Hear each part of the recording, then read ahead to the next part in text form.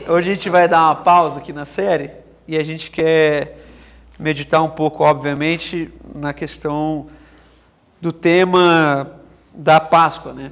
Entender um pouquinho mais, já que quase todos nós temos pelo menos um conhecimento prévio a respeito disso e tentar aplicar alguma coisa a respeito do que a Páscoa pode significar.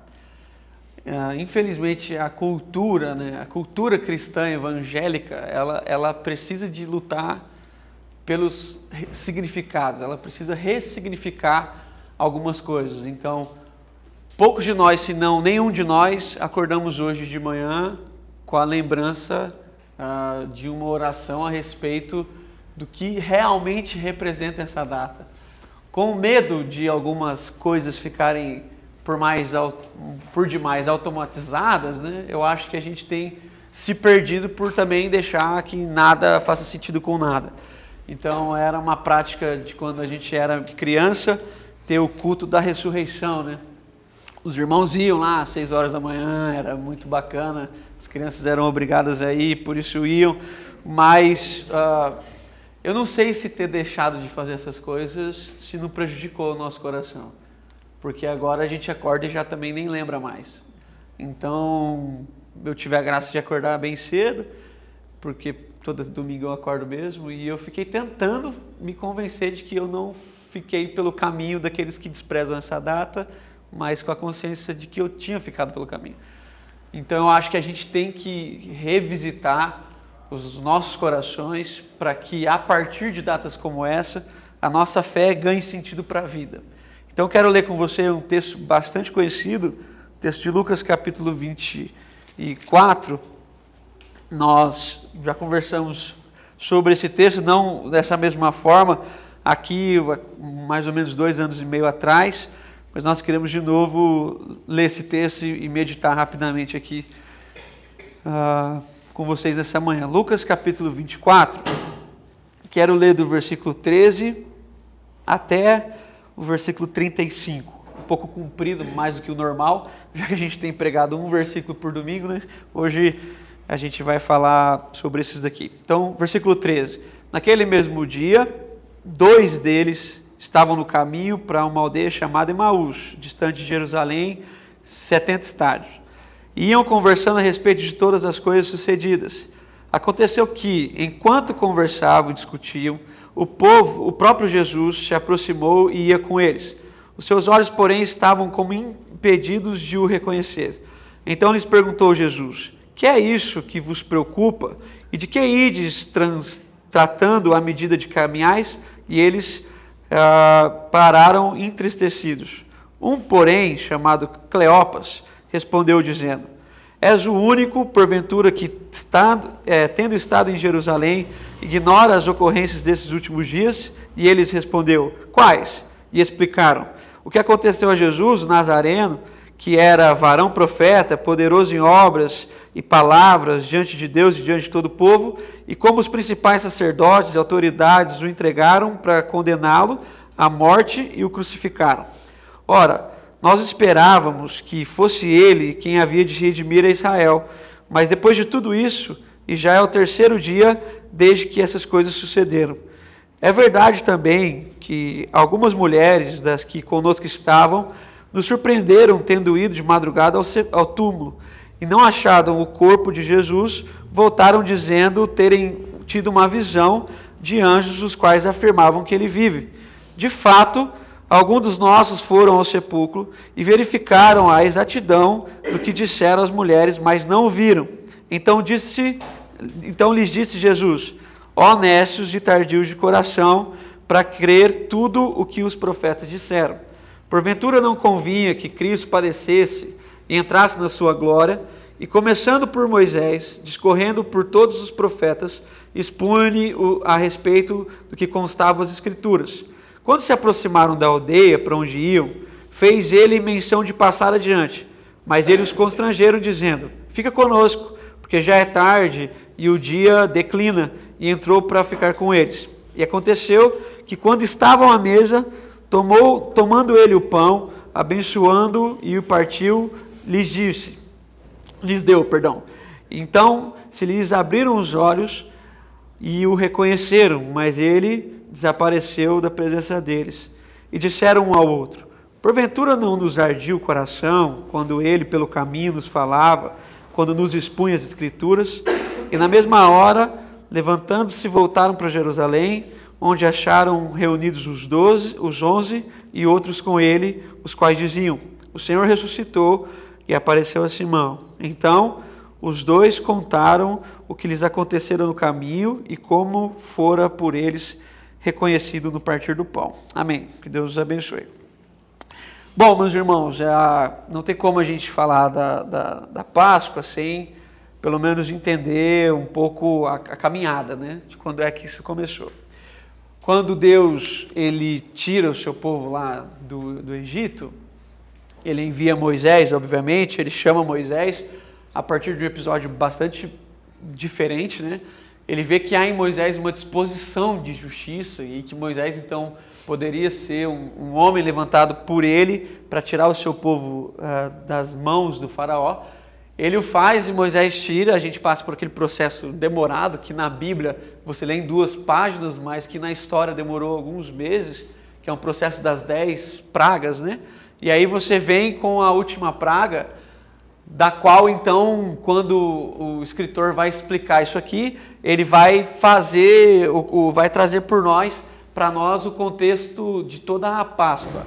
Então você lê lá em Êxodo capítulo 12, que o sentido da Páscoa, a palavra Páscoa, acho que quase todo mundo sabe, mas significa passar por, né? Passar por cima. Então Deus fala que na décima praga, o seu anjo passaria, e esse passaria é a Páscoa, né? Ele passaria por todos os lugares e haveria naquela madrugada muitas mortes. Só não morreriam os primogênitos daqueles que passarem nos batentes das portas o sangue de um cordeiro. Mas aí ele especifica como é que tem que ser esse cordeiro. Ele não poderia ser velho, não poderia ter mancha, não poderia ser manco, teria que ser um cordeiro perfeito. E com a carne desse cordeiro, o sangue passaria nos umbrais, eles chamavam, né, nos batentes, mas a carne seria comida pelas famílias. E a família que não desse conta de comer um cordeiro inteiro, deveria então reunir com seus vizinhos para que nada se desperdiçassem. Mas ele dá uma dica, ele fala assim: preparam-se para comer depressa.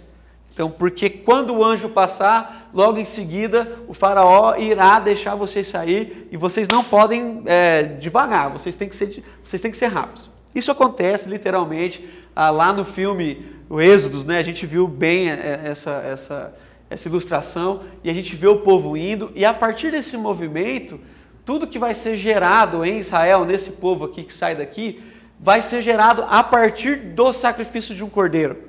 Daqui começa as leis, daqui começa todos os regimentos, todas as estruturas, e tudo converge para o sacrifício de um animal. Esse povo de Israel, esse povo judeu, ele iria se constituir sobre 3 plataformas, que nós entendemos assim, 3 ofícios. O primeiro é o ofício sacerdotal. O que é o ofício sacerdotal? É um homem representando todo o povo perante Deus a respeito dos seus pecados. Posteriormente, nós vimos o ofício de um rei, que era um homem que governaria sobre o povo com a justiça do Deus. E em terceiro lugar, o sacerdote, o rei e o profeta, que é quando Deus levanta homens para profetizar a respeito do povo. Então, o profeta seria a boca de Deus. Isso tudo convergindo, você vai estudando, você vai percebendo, você vai lendo o Antigo Testamento, todas essas coisas falavam diretamente de Jesus. Jesus então vai assumir esses 3 ofícios na sua pessoa, que é o ofício de sacerdote, profeta e rei. Ele cumpre esses 3 ofícios que antes eram feitos por várias pessoas diferentes, agora recai sobre ele. Mas ele não é só o profeta, o sacerdote e o rei, ele também é o cordeiro, porque João, uma das primeiras palavras que João fala a respeito de Jesus é: ele é o cordeiro de Deus que tira o pecado do mundo. Então, tudo o que nós assistimos e que demora para ser lido vamos chamar de velha aliança, vai estar na pessoa de Jesus. Para nós, isso parece muito claro. A gente vai lendo, a gente vai vendo essas alusões, a gente vai percebendo que Jesus realmente é essa pessoa, mas há um distanciamento, não sei se religioso, porque a religião naturalmente foi pintando um quadro de Jesus, não o de Nazaré, mas Jesus o Cristo, que quando ele vem, não se identifica com ele mesmo. Então criou-se um estereótipo de Messias que o Messias não cumpria com a expectativa daquilo que foi criado a respeito dele. Então a religião vai trabalhar um homem que não existe. Então toda a beleza da nossa fé, traduzida no nascimento, como foi colocado aqui, no nascimento de Jesus, a partir de uma manjedoura, de um curral, de uma estrebaria, seja o nome que você quiser chamar, toda a beleza da simplicidade de Cristo não se adequa com o que eles queriam que ele fosse. Por isso que eu já falei isso aqui várias vezes, vou morrer falando. Quando eles percebem aonde Jesus estava, eles não poderiam tirar Jesus daquele lugar. Mas tudo que a religião fez é tentar transformar aquele lugar num lugar mais bonito. Então leva incenso, leva ouro, leva mirra, para ver se tira o cheiro, para ver se tira as impurezas daquele ambiente. Então, como eles não podiam tirar Jesus de lá, eles querem colocar Jesus no ambiente que eles preferem Jesus. Então, a religião vai construindo ambientes para Jesus. E Jesus nunca vai se encaixando nos ambientes da religião. E é interessante que Jesus vai crescendo, né? Ele vai indo, e a expectativa dos religiosos a respeito de Jesus é que ele viesse da grande Jerusalém. Não era grande. Jerusalém tinha mais ou menos 25 mil habitantes. Então era uma cidade pequena, mas naquele tempo era grande. Eles esperavam que o Messias vinha de Jerusalém. Mas Jesus vinha da periferia da Galileia, da humilde Nazaré. E que porque vinha de Nazaré, as pessoas perguntavam, por acaso pode vir alguma coisa boa? De lá sai alguma coisa? Então quando Jesus vem de Nazaré, ninguém consegue aceitar. Quando Jesus vai crescendo, a religião tenta enquadrar Jesus nos ambientes da religião, nos ambientes mais favoráveis, nos ambientes mais organizados. E Jesus, ele sempre quer caminhar com as pessoas desorganizadas, com aqueles que não são, com os pecadores, com os publicanos. Ora Jesus está com os pobres, ora Jesus está com os ricos, ora Jesus está com os religiosos, ora com os fariseus, ora com a mulher samaritana. E aí ele se torna esse homem impossível de ser enquadrado. Ninguém define Jesus. Porque se você definir Jesus, você não foi fiel na sua definição, porque Jesus, eu falo que Jesus tem um espírito rebelde, né? Quando as pessoas tentam enquadrar Jesus, ele sai, ele não se encaixa em nenhuma das nossas plataformas. Então, a religião não esperava encontrar em Jesus um homem sem beleza, sem a aparente grandeza. Deus sempre trabalhou assim com as coisas que não são. Paulo fala isso, né? Com as coisas que não são, para que elas humilhem as coisas que aparentam ser. E nesse ambiente, até os discípulos de Jesus ficam confusos a respeito de quem ele é. Depois de uma longa caminhada, Jesus pergunta, né? Quem vocês dizem que eu sou? Quem as multidões dizem que eu sou? João Batista, Elias, um dos antigos profetas. E Jesus fala, quem vocês dizem que eu sou? E eles se reúnem, tudo bem, eles acertam aqui. Mas no texto de Mateus, logo depois de acertar, Jesus fala, que bom que vocês sabem que eu sou o Cristo. Então, eu vim para isso. No terceiro, vou padecer, vou sofrer, vou morrer, mas no terceiro dia eu vou ressuscitar. E o mesmo cara que falou que ele era o Cristo, fala, não, Senhor, isso de maneira alguma vai te acontecer. Então, me parece que o Cristo não pode ser o Cristo que ele é. Ele tem que ser o Cristo que a gente quer que ele seja. Então, se é para afirmar que ele é o Cristo, desde que ele trabalhe nas nossas carências, ele é o Cristo. Mas a partir do momento em que ele vai se oferecer e morrer, ele deixa de o ser. Então, a religião vai trabalhar esse aspecto de que todos os grupos vão tentar criar um estereótipo de Cristo que me parece não ter a ver com Cristo e que é por isso que quando Cristo vem, poucas pessoas reconhecem como Cristo. Porque você nunca está esperando um Cristo daquele. Você já tem no seu imaginário um tipo certo de ser Cristo. E quando o Cristo vem, ele não é o Cristo, porque ele não bate com a filosofia que você criou na sua mente. É exatamente isso que está acontecendo aqui. Uma frase que eu dormi pensando e acordei pensando, está aqui quando eles dizem assim, quando o texto diz assim, e os seus olhos estavam impedidos de ver. Aí, teologicamente, você vai ter que trabalhar muitas possibilidades do que seria isso aqui. O Espírito não deixou que eles vissem, ou a tristeza do coração deles era tão grande que eles não conseguiam ver Jesus. E na minha humilde residência, né? No meu humilde pensamento, eu só consigo pensar assim: eles não reconheceram Jesus porque não era quem eles queriam que fosse Cristo. Eles estavam decepcionados. Olha a pergunta que esses caras fazem para Jesus: você é o único que não sabe o que está acontecendo em Jerusalém? E é interessante que eles vão explicar para Jesus o que aconteceu com ele.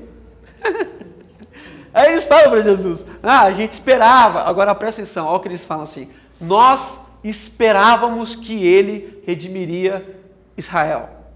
Então presta atenção, um grande problema acontece na nossa fé quando a gente tem muitas esperanças acerca de Jesus. Então a gente espera que ele redima muitas coisas, mas o que ele quer fazer não encontra espaço na gente, porque a gente já colocou, já preencheu todas as nossas expectativas do que a gente quer para ele. Então eles esperavam o que de Jesus? Que ele seria o novo rei. A única coisa que eles não sabiam é que Jesus já era. Por que Jesus não pode ser rei? Porque ele já era. Então, não tem como, ele seria muito, seria reduzido a um reino muito pequeno, Jerusalém, Israel, desse tamanhozinho. O rei do universo não pode ser reduzido a um rei de um povo. Mas eles querem reduzir o rei do universo a um rei de um povo, para que esse rei faça o quê? Coisas boas para a gente. Tanto é que na ceia, esses discípulos estavam falando a respeito do quê? Quem iria sentar na sua direita e quem iria sentar na sua esquerda? Qual deles é o maior? Que é quando Jesus dá aquele grande ensinamento: maior é o que serve. Aí não parece que é grande, e ele começa a servir. Então preste atenção, tenta entender essa lógica natural do nosso coração, porque faz 2000 anos, mais ou menos, que a gente tem acesso às Escrituras, e me parece que todos nós, incluindo obviamente a nossa congregação, me parece que todos nós temos excelentes ideais para Jesus. É como se Jesus estivesse um tanto quanto confuso e a gente pudesse ajudar Jesus a ser Cristo. Então a gente olha para Jesus e fala assim: Jesus, antes que você fale, nós já traçamos tudo a respeito do que você pode ser. Então nem fala, deixa que a gente fala.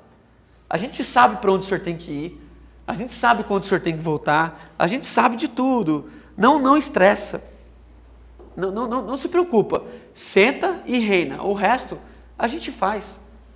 Que resto? O resto que convém. Então esse ideal a respeito dessa pessoa chamada Jesus, que na minha opinião é um Cristo, faz de que hoje nós tenhamos muitos tipos de Cristo. A gente está estudando aqui o Sermão do Monte, e é interessante como a gente se distanciou da vontade de Jesus, né? Quando a gente lê o Sermão do Monte, a gente pensa assim: não é o mesmo que falam lá na igreja. Qual igreja? Na nossa igreja, né? Não é o mesmo que... Porque ele fala umas coisas que não faz sentido.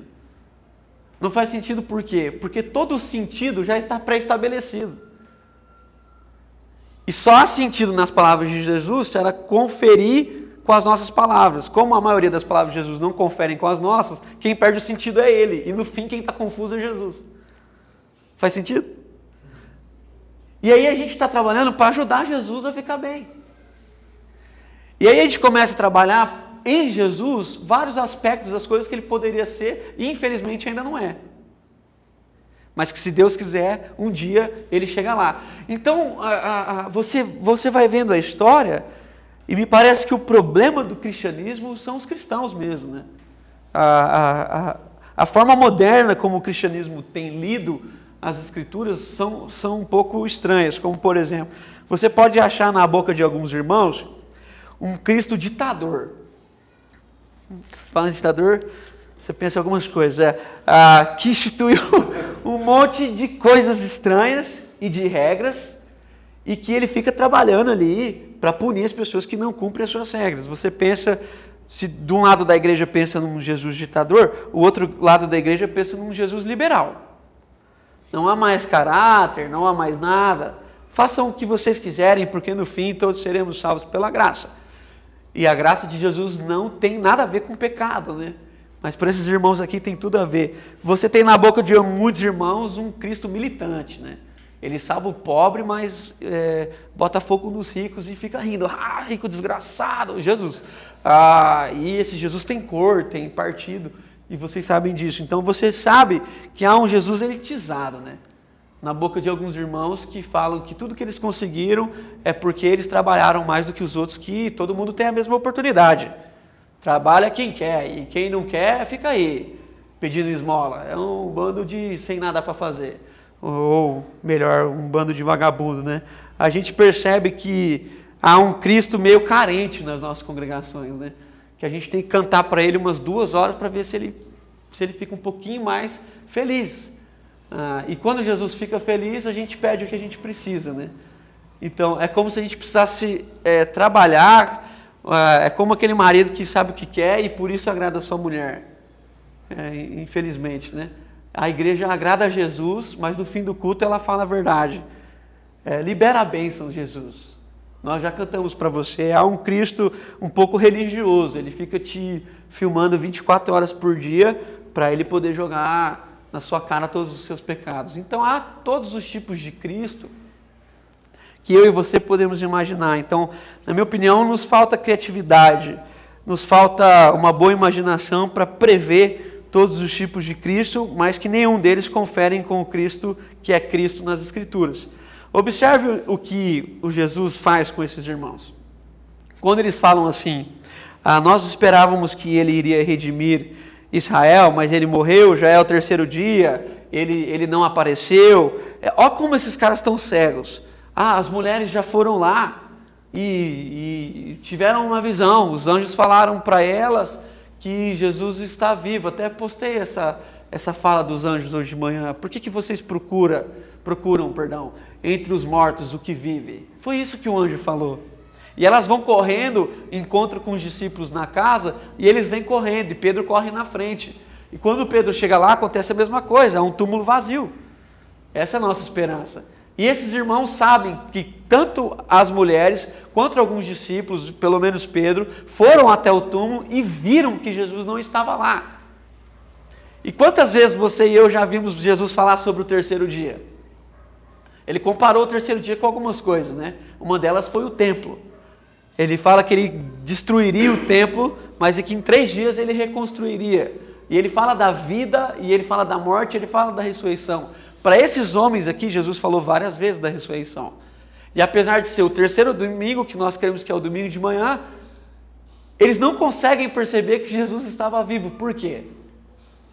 Porque não faz parte do conjunto de ideias que eles tinham a respeito de Jesus.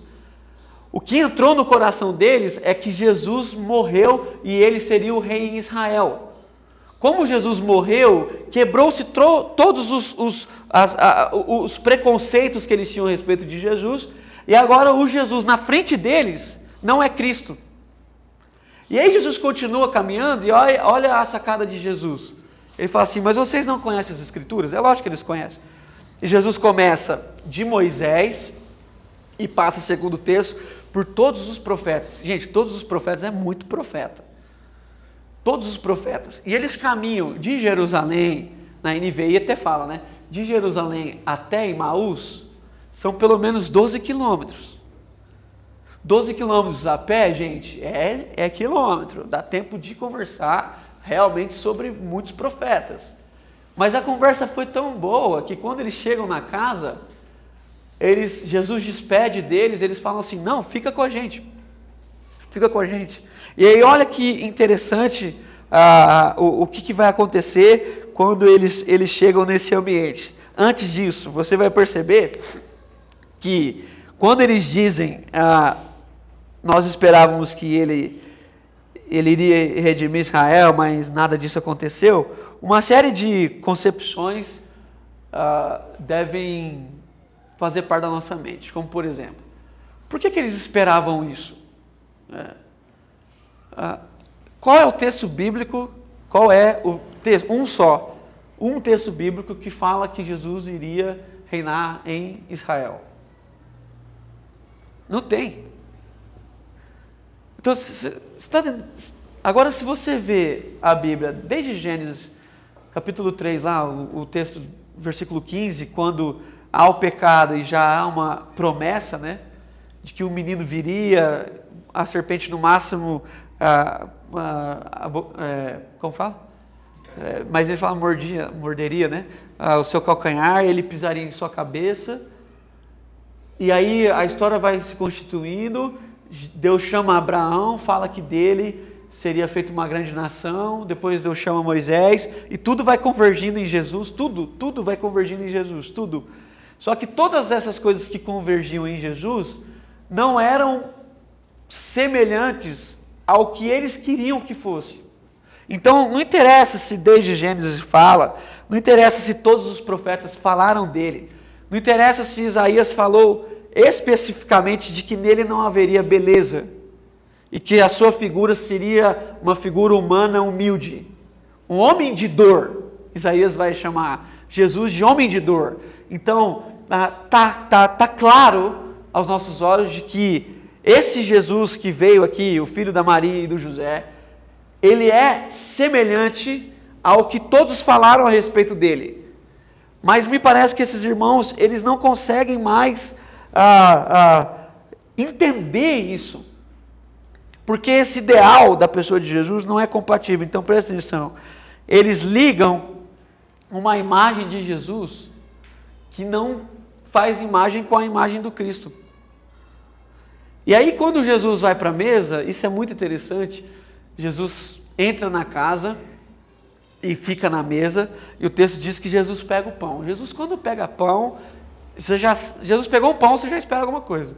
Vai acontecer algo extraordinário. Para Jesus, o pão é um ambiente de extraordinário. Nunca Jesus pegou um pão e nada aconteceu. Sempre acontece alguma coisa diferente.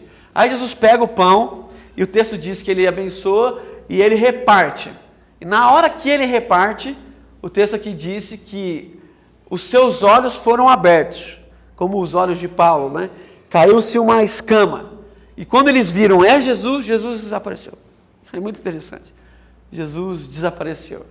Agora, quando Jesus parte o pão, a imagem de Jesus se assemelha com o Cristo. Entendeu? Aí, juntou. Não é mais o que eles queriam que fosse, é o que é. E aí, mas não deu para falar, porque Jesus também tem essas coisas. A hora que você vai falar, ele sai. Ele não tem crise de reconhecimento, né? E quando ele sai, pelo menos uma pergunta deve ser feita por mim e por você. Por que ele é lembrado, é trazido à memória desses irmãos no exato momento em que ele reparte? Simples, né? Porque era a forma que ele gostaria de ser lembrado. Olha como o texto termina no versículo 35. A gente dá uma desconsiderada, mas olha o que eles falam quando eles chegam lá na casa com os outros discípulos. Eles dizem assim: então os dois contaram o que lhes acontecera no caminho, presta atenção, e como fora por eles reconhecido no partir do pão. Então, como é que você junta a pessoa de Jesus, a imagem criada, com o Cristo, o Messias? Quando ele parte o pão. Entenda uma coisa, séria, isso aqui é sério. Nenhum ideal é bom o suficiente para se tornar real, nenhum. Porque quando o ideal se torna real, ele deixa de ser um ideal. Porque para ser real, tem que ser absoluto. E quando há absolutos, você tem que concordar com eles. Só que muitos dos absolutos com que você está transferindo as suas possibilidades não são aquelas que você quer viver. Então, se o que é um ideal se torna um absoluto, aqueles que idealizavam o absoluto geram outro ideal. Então, quando Jesus se faz absoluto, muitos vão falar de outro tipo de ideal. E é por isso que todo mundo hoje corre atrás de um ideal. Porque quando um absoluto vem, ele não te dá a possibilidade de não ser. Ou você é aquilo ali, ou você busca outro. E como a gente hoje não tem muita coragem de ser sincero e falar, não é isso aqui que eu quero, a gente vive fazendo de Jesus, que na minha opinião é absoluto, um bom ideal. Mas olha que estranho. Quando Jesus parte o pão, ele é lembrado. E hoje, assim, explicar para alguns irmãos, né? Porque que a gente não tem a Páscoa, né? No ano passado a gente fez uma Páscoa aqui muito legal. A gente fez cordeiro, rúcula, um negócio que eu nem lembro, pães sem fermento e tal. Esse ano, por causa do casamento, tudo mais, né? Muita gente está envolvida. A gente falou assim, não, vamos no básico, que o básico já é suficiente. E aí, assim, calha da gente encontrar a nossa mesa aqui da ceia. Então, olha que interessante, caminhando para o fim. A gente tem que, pelo menos, aplicar nesse texto aqui, pelo menos duas coisas. A primeira delas é que, quando nós reconhecemos que Jesus é o Cristo, em primeiro lugar, nós temos que voltar para o lugar onde a gente não deveria ter saído. Entenda bem. A primeira coisa que os discípulos fazem quando eles entendem a imagem com as coisas se unem e Cristo é anunciado, eles pegam na mesma hora as coisas deles e eles voltam para Jerusalém, mais 12 quilômetros. É que na nossa mente a gente acha que os caras não tinham, eles tinham que ir andando. Mas estar de volta na vontade de Deus é tão bom que eles ignoram o fator 12 quilômetros. E é interessante que quem idealiza Jesus sempre fica orando. Presta atenção, isso aqui pode ser você ou eu. Um dos dois eu tenho certeza que é. Quando você idealiza Jesus, você fica orando para que Jesus faça alguma coisa por você, ou em você, ou que você gostaria. Então, você ouviu que Jesus faz coisas. Então, você idealiza nele tudo que você não pode fazer por você. E aí você chega nele e fica pedindo. Mas se você considerar o Jesus um real absoluto, você não vai mais perguntar para ele ou falar para ele coisas que ele poderia fazer. Você vai perguntar para ele, já que o Senhor é real absoluto, o que eu tenho que fazer? Então, não é mais Emaús. Porque eu não sei se você sabe, mas Emaús é as Caldas Novas de Jerusalém, lá de Israel. Emaús significa, verdade, lugar das águas quentes. Lugar de descanso. Todo mundo que sai e que desiste do ministério vai te falar exatamente essa palavra. Eu vou dar uma descansada. Vou para Caldas Novas, eu preciso de um tempo. Às vezes 50 anos é o tempo dessa pessoa. E me parece que ela não encontra nesse lugar. Então olha que interessante, só há um caminho da gente conversar com Jesus, se ele for real absoluto. Qual o caminho? O caminho de chegar nele e falar assim, já que o Senhor é antes de mim, fala para mim onde é que eu tenho que ir. E Jesus é tão absoluto que ele nem fala. Porque eu duvido que alguém tenha dúvida acerca da vontade de Jesus para a vida dela. Ninguém tem dúvidas. Ninguém tem dúvidas. Eu duvido que alguém duvide da vontade de Deus para a vida de alguém. Todo mundo sabe o que é que tem que fazer. É só fazer. Mas como a gente transformou esse Jesus num ideal bom, mesmo sabendo o que a gente deve fazer, a gente fica conversando com ele para ver se ele muda e se torna aquilo que a gente queria que ele fosse. Faz sentido, pelo menos. Não sei se eu estou certo, mas pelo menos faz sentido.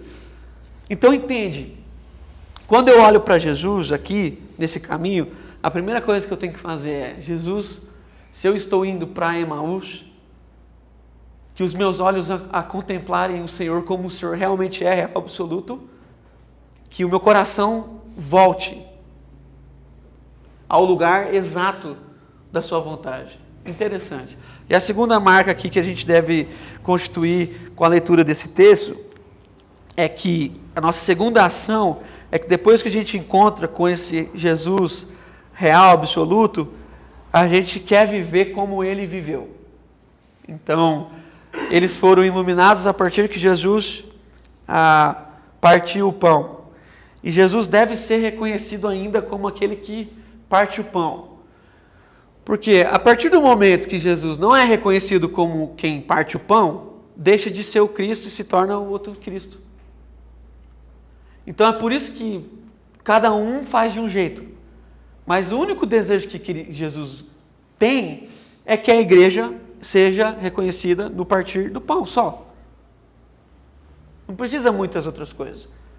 Mas se a igreja continuar repartindo o pão, Cristo, real absoluto, será constantemente lembrado no coração das pessoas. É por isso que Jesus deixou uma imagem. Uma coisa simples. Jesus não deixou mais a Páscoa porque Jesus rompeu com a religião e com a cultura. Se Jesus continuasse com a Páscoa, a gente não poderia celebrar, porque não faz parte da nossa cultura. Mas Jesus instituiu uma outra coisa que todo mundo pode fazer, que é pegar um pedaço de pão e um pouco de suco, né, vinho, e dividir com as pessoas. Significando o quê? Meu Jesus, ele morre pelas pessoas. Então, da mesma forma que Jesus morre pelas pessoas, meu irmão, eu quero morrer por você. Então, se um dia você quiser matar alguém, não procura. Você já achou. Eu lembro uma vez que eu falava isso para as pessoas. Eu acho até interessante. Você fala assim, se um dia você estiver estressado, querendo xingar alguém, me liga. Porque está tudo certo, foi para isso que a gente veio. Então, hoje a gente vai participar da mesa, e o anseio que a gente tem quando a gente faz isso, é que nessa data muito específica, você vai lembrar que Jesus partiu o pão aqui, no versículo no 36 aqui, ele vai para a casa onde os outros caras estavam e ele faz a mesma coisa. Ele sempre está lá, comendo. Jesus come porque tem fome? Não, porque a maioria das vezes que ele parte o pão, ele não come. Mas aqui agora, no texto a seguir, ele come. Por que ele come? Porque os caras achavam que ele era um espírito. O espírito não come. Jesus não comeu porque ele estava com fome. Tem peixe, tem mel. Não. Ele falou assim, cara, sou eu. Olha aqui minhas mãos, olha aqui meu lado. Vocês estão duvidando? Tem pão. Eu vou comer, porque se eu for um espírito, vai para o chão. Não para, não é concreto. E aí ele come. Então presta atenção. Jesus nunca pensou, e aí eu tenho certeza, que a igreja que é dele se encontraria todos os domingos para ver quem tem maior estômago. Qual a igreja dá conta de comer mais? Isso é tão sério que algumas vão diminuindo o pão assim. O pão vai... Eu só era um pão. Hoje o pãozinho ficou humilde mesmo. Pãozão, o pessoal comendo. E Paulo fala assim, gente, quem quer comer, come em casa. Mas quem quer comer desse pão, come. Come, bebe. Come, bebe, porque esse pão aqui é o pão de Jesus, é o pão de todos. Então, partindo para essa mesa, eu queria que você, nessa manhã, tarde já, pegasse um pedaço do pão, um copinho de suco, que é bem pouquinho mesmo, porque é figurativo, e você pensasse nessas duas possibilidades. Para que lugar você está indo? Jesus ressuscitou hoje. Tá. Hoje é o dia que a gente pensa nisso, tá bom. E aí Jesus mandou você ficar em algum lugar, que no caso dos discípulos foi Jerusalém. E aí Jesus foi para Jerusalém. Quando ele chegou lá, você não estava. Você tinha saído de lá. Mas Jesus é tão bom que ele foi lá atrás de você. Preste atenção, em nome de Jesus. E Jesus tem falado com você constantemente, mas o Cristo que tem falado com você não é mais o Cristo que você quer que ele seja. E é por isso que muita gente tem falado assim, eu não estou conseguindo ouvir Deus. Não, você não está conseguindo ouvir o que você quer de Deus. Porque Deus fala. Deus sempre falou.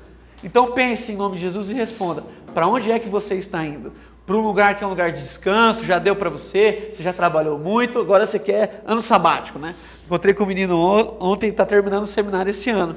Aí eu falei, você está trabalhando onde? Ele falou assim, não, esse ano eu tirei para descansar. Eu falei, você está terminando, você já está descansando? Eu falei, cara, você precisa ir lá na igreja dar uma ideia pessoal lá. Ano sabático, cara, eu quero descansar. Mas ele não leu que aqueles que correm no Senhor não se cansam, né? Voa como águia. Então a gente às vezes fica cansado, mas não se cansa, porque está cumprindo a vontade. E a segunda coisa que eu queria que você meditasse é: você tem repartido a sua vida com seus irmãos, com sua família, com seus vizinhos, nesse momento assim bem polarizado? Você é um agente de divisão que fomenta essa desgraça toda, ou você vai lá e fala assim, irmão, você é diferente de mim, mas toma aqui, esse é um pedaço do meu pão, significa que minha vida está em favor de você. Não queremos falar sobre isso agora, eu só queria te dar esse recado. Eu te amo, vou morrer por você. Não tente me matar que é em vão. Que a hora que você quiser me matar, eu já morri. Que a hora que os caras quiseram matar Jesus, ele já tinha morrido por eles. É outra coisa que a gente tem que pensar da cruz. Ninguém matou Jesus, em nome de Jesus. Ninguém matou Jesus. A última palavra de Jesus foi, Pai, em tuas mãos eu entrego o meu espírito. Se ele entregou, ninguém matou. Ele quis morrer. Vontade dele, soberana. Se ele não quisesse, a gente estava frito. Agora, você quer morrer pelos outros? Ou você ainda está usando da sua fé para ver se Deus mata algumas pessoas por você? Que desgraça que a gente virou, né? Em vez de a gente sair morrendo pelos outros, a gente vê se Deus mata as pessoas que a gente não ama. Sendo que a solução da vida desses irmãos seria a gente morrendo por eles. Então, em nome de Jesus, baixe sua cabeça, vamos orar. E depois você pega esse pedaço e reparte com alguém. Vamos orar, baixe sua cabeça. Pai, nós estamos aqui nessa manhã e não queremos passar batido. Eu sei que nós temos muitas coisas nesse dia específico que concorreram para que a nossa mente passasse batido.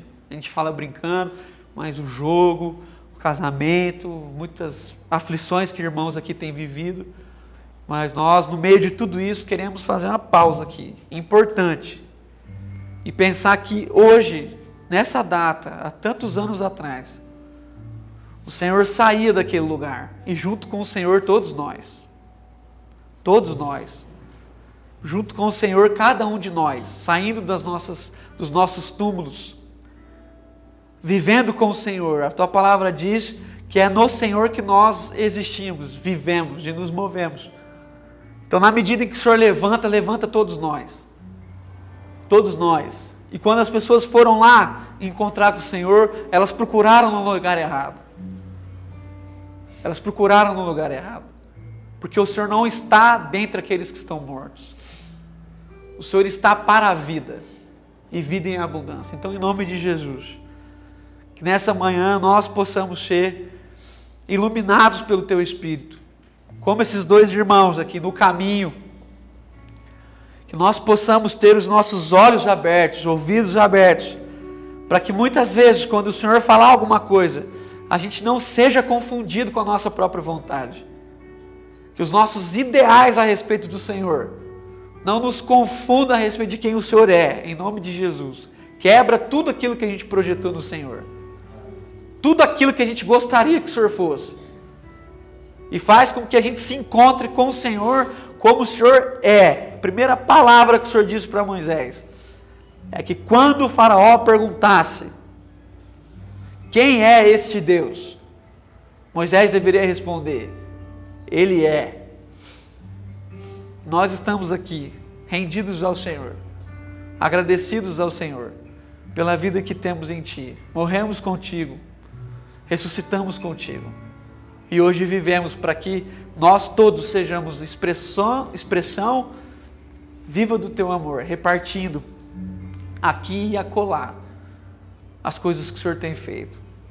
quebrando os paradigmas dos nossos irmãos, abrindo os olhos do nosso entendimento e dividindo aquilo que o Senhor tem nos dado, a nossa vida em favor dos nossos irmãos, o nosso corpo quebrado, o nosso sangue derramado, em nome de Jesus, para que a memória do Senhor seja trazida na vida dos nossos irmãos, que projetaram demais um Senhor que não existe, em nome de Jesus. Abençoe essa manhã, esse momento de oração, as crianças que estão lá participando também da ceia, com o pãozinho delas, com o suquinho delas. Que teu Espírito trabalhe no coração delas, em nome de Jesus, que elas não cresçam como a maioria de nós. Que elas não aprendam as coisas que a gente teve que aprender. Ficar com medo desse pão, com medo desse vinho. Mas que nessa mesa elas se encontrem com o Senhor. Estejam dispostas a repartir em nome de Jesus. Amém.